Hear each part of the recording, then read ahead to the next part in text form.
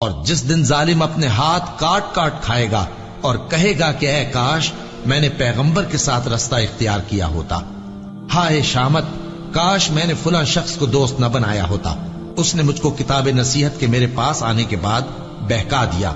اور شیطان انسان کو وقت پر دغا دینے والا ہے۔ یوں نہیں، جب زمین کوٹ کوٹ کر برابر کر دی جائے گی اور تمہارا پروردگار جلوہ فرما ہوگا اور فرشتے قطار در قطار آ جائیں گے اور دوزخ اس دن سامنے لائی جائے گی، تو انسان اس دن سوچے گا، مگر اب سوچنے سے اسے فائدہ کہاں مل سکے گا؟ کہے گا کاش میں نے اپنی اس زندگی کے لیے کچھ آگے بھیجا ہوتا، تو اس دن نہ کوئی اللہ کے عذاب کی طرح کا عذاب دے گا اور نہ کوئی اس کے جکڑنے کی طرح جکڑے گا۔ جس دن ان کے چہرے آگ میں الٹ پلٹ کیے جائیں گے تو کہیں گے اے کاش ہم اللہ کی فرما برداری کرتے اور رسول صلی اللہ علیہ وآلہ وسلم کا حکم مانتے۔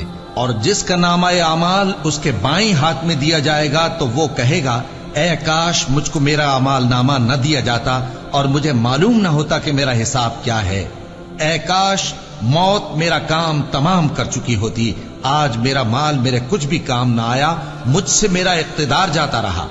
حکم ہوگا کہ اسے پکڑ لو، اب اسے طوق پہنا دو، پھر دوزخ کی آگ میں اسے جھونک دو، پھر زنجیر سے جس کی لمبائی 70 گز ہے جکڑ دو۔ اور ان سے دنیا کی زندگی کی مثال بھی بیان کر دو کہ وہ ایسی ہے جیسے پانی جسے ہم نے آسمان سے برسایا تو اس کے ساتھ زمین کی پیداوار مل کر نکلی، پھر وہ چورا چورا ہو گئی کہ ہوائیں اسے اڑاتی پھرتی ہیں، اور اللہ تو ہر چیز پر قدرت رکھتا ہے۔ مال اور بیٹے تو دنیا کی زندگی کی رونق و زینت ہیں، اور نیکیاں جو باقی رہنے والی ہیں وہ ثواب کے لحاظ سے تمہارے پروردگار کے ہاں بہت اچھی اور امید کے لحاظ سے بہت بہتر ہیں۔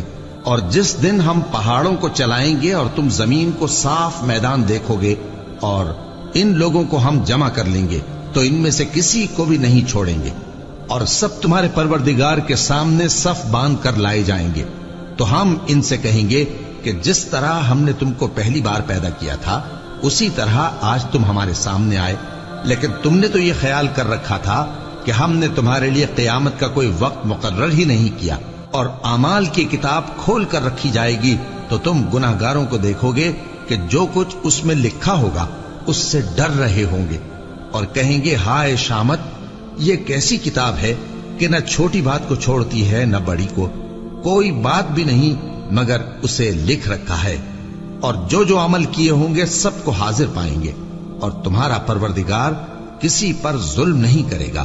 کاش تم ان کو اس وقت دیکھو جب یہ دوزخ کے کنارے کھڑے کیے جائیں گے اور کہیں گے کہ اے کاش ہم پھر دنیا میں لوٹا دیے جائیں تاکہ اپنے پروردگار کی آیتوں کی تکذیب نہ کریں اور مومن ہو جائیں۔ ہاں یہ جو کچھ پہلے چھپایا کرتے تھے آج ان پر ظاہر ہو گیا ہے، اور اگر یہ دنیا میں لوٹائے بھی جائیں تو جن کاموں سے ان کو منع کیا گیا تھا وہی پھر کرنے لگے۔ کچھ شک نہیں کہ یہ جھوٹے ہیں اور کہتے ہیں کہ ہماری جو دنیا کی زندگی ہے بس یہی زندگی ہے اور ہم مرنے کے بعد پھر زندہ نہیں کیے جائیں گے۔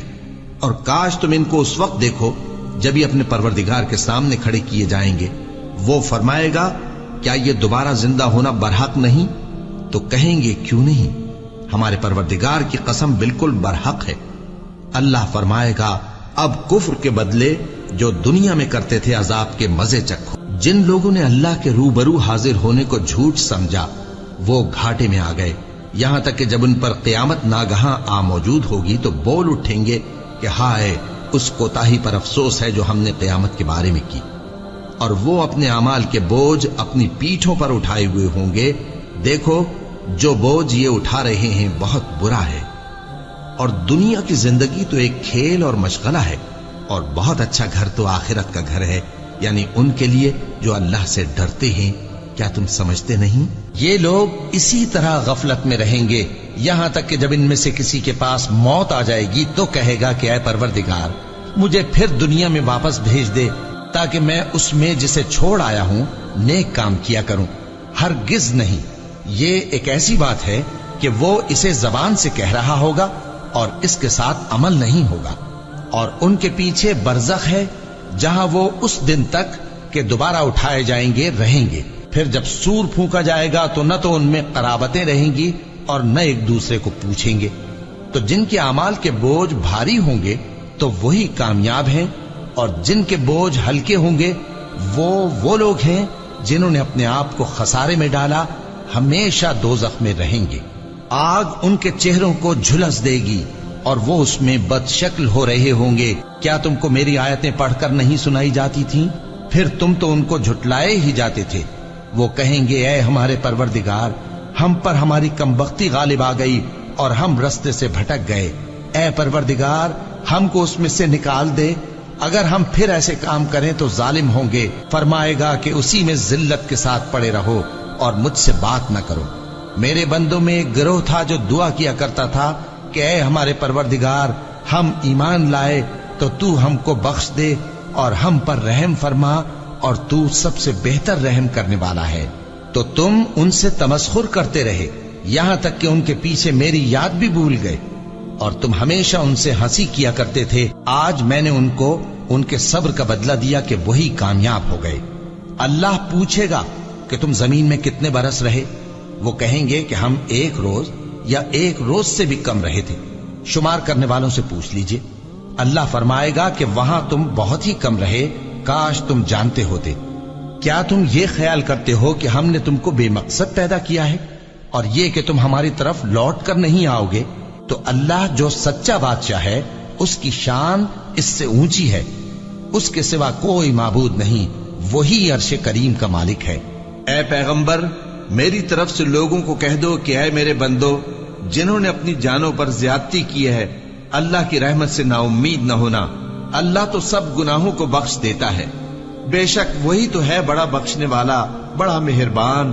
اور اس سے پہلے کہ تم پر عذاب آ واقع ہو، اپنے پروردگار کی طرف رجوع کرو اور اس کے فرما بردار ہو جاؤ، ورنہ بعد میں تم کو مدد نہیں ملے گی۔ اور اس سے پہلے کہ تم پر ناگہاں عذاب آ جائے اور تم کو خبر بھی نہ ہو، اس نہایت اچھی کتاب کی جو تمہارے پروردگار کی طرف سے تمہاری جانب نازل ہوئی ہے پیروی کرو۔ ایسا نہ ہو کہ اس وقت کوئی شخص کہنے لگے کہ ہائے اس کوتاہی پر افسوس ہے جو میں نے اللہ کا حق ماننے میں کی، اور میں تو ہنسی ہی کرتا رہا، یا یہ کہنے لگے کہ اگر اللہ مجھ کو ہدایت دیتا تو میں بھی پرہیزگاروں میں ہوتا، یا جب عذاب دیکھ لے تو کہنے لگے کہ اگر مجھے پھر ایک دفعہ دنیا میں جانا ہو تو میں نیکوکاروں میں ہو جاؤں۔ ارشاد ہوگا کیوں نہیں، میری آیتیں تیرے پاس پہنچ گئی تھی مگر تو نے ان کو جھٹلایا اور شیخی میں آ گیا اور تو کافر بن گیا۔ اور اے مخاطب، جن لوگوں نے اللہ پر جھوٹ بولا، تم قیامت کے دن دیکھو گے کہ ان کے چہرے سیاہ ہو رہے ہوں گے۔ کیا تکبر کرنے والوں کا ٹھکانہ دوزخ میں نہیں ہے؟ اور جو پرہیزگار ہیں ان کی کامیابی کے سبب اللہ ان کو نجات دے گا، نہ تو ان کو کوئی تکلیف پہنچے گی اور نہ وہ غمناک ہوں گے۔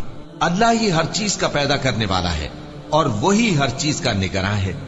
اسی کے پاس آسمانوں اور زمین کی کنجیاں ہیں، اور جنہوں نے اللہ کی آیتوں سے کفر کیا وہی نقصان اٹھانے والے ہیں۔